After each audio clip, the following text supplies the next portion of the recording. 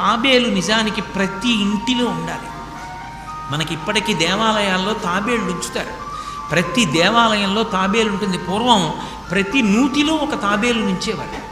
ఎందుకు తాబేటి నుంచుతారో తెలుసా? తాబేటి యొక్క దర్శనము మంగళ దర్శనం.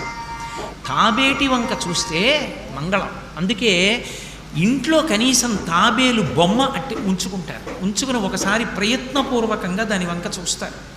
ఎందుకు తాబేలు ఇంట్లో ఉంచుకోవాలి అంటే దాంట్లో ఒక రహస్యం ఉంది. దీక్ష అని ఒక మాట. దీక్ష అన్న మాట దేనికి అన్వయం అవుతుంది అంటే యజ్ఞానికి అన్వయం అవుతుంది. యజ్ఞం చేసేటటువంటి వాడు దీక్ష స్వీకరిస్తాడు. దీక్షా స్వీకారం చేశాడు అంటే ఇంటి లోపలికి మళ్ళీ వెళ్ళరు. ఇక పూర్తయిన తర్వాతే ఇంట్లోకి వెడతారు. ఇల్లు విడిచిపెట్టి బయటికి వచ్చేసి దీక్షావస్త్రాలు కట్టుకుని మేళతాళాలతో యాగశాల ప్రవేశం చేస్తారు. ఇక ఎప్పుడు మళ్ళీ ఇంటికి వెళ్ళడం?